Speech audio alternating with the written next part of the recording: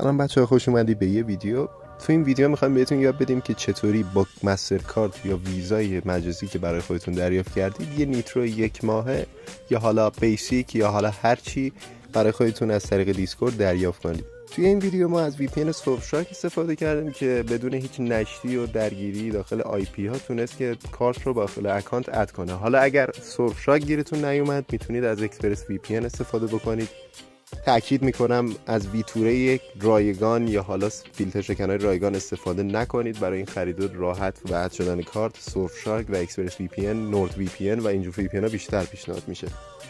بریم سراغ آموزش بدون معطلی که بتونید یه نیترو کاملا قانونی و بدون دردسر برای خودتون جور کنید.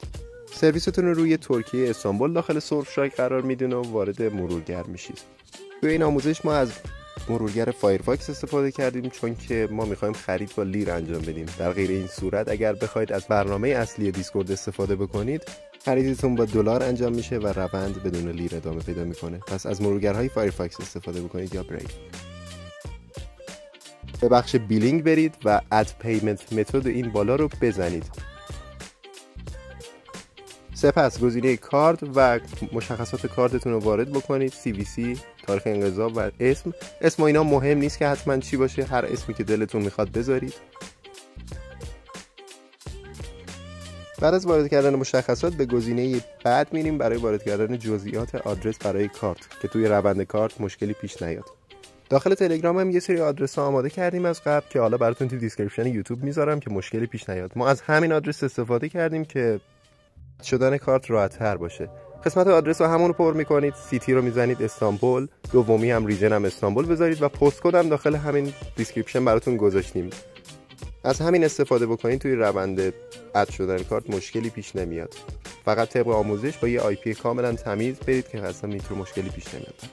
بعضی موقع هم ممکنه به این ارورا برخورد کنید که اصلا از مشکل از سمت شما نیست، مشکل از درگاه دیسکورده. و تسلیم نشید، گزینه نکست رو دوباره بزنید. بعد از اینکه تیکش انجام شد و رفتید به بخش بعدی، اینجا ازتون میخواد که ثابت بکنید که ربات نیستید. و بعد از اینکه کپچر رو رد کردید به صورت خیلی راحت کارت داخل دیسکورد برای شما اد میشه.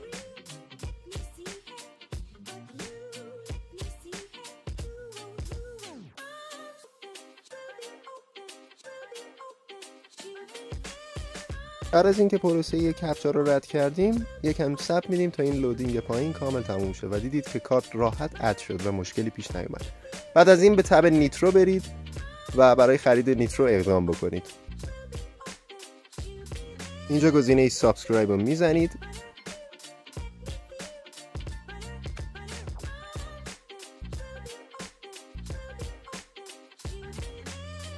گزینه تایید رو میزنیم و مانتلی رو انتخاب میکنیم برای 1 ماهه و گزینه نکست رو میزنیم و صبر میدیم که خرید انجام بشه. بعد از اینکه لرزش تصویر تموم شد نیترو شما اکتیو میشه و بدون هیچ دردسری میتونید از اون استفاده بکنید.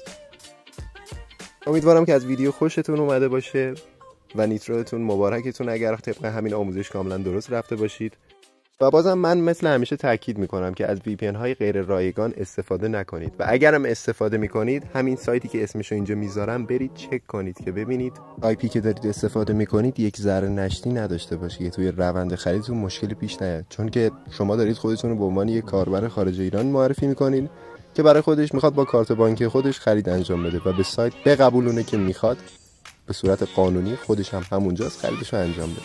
امیدوارم از این ویدیو لذت برده باشید. اگر سوالی دارید یا نظری دارید حتما تو کامنت ها بنویسید، حتما بهتون جواب میدیم تو اسرع وقت و روزتون خوش.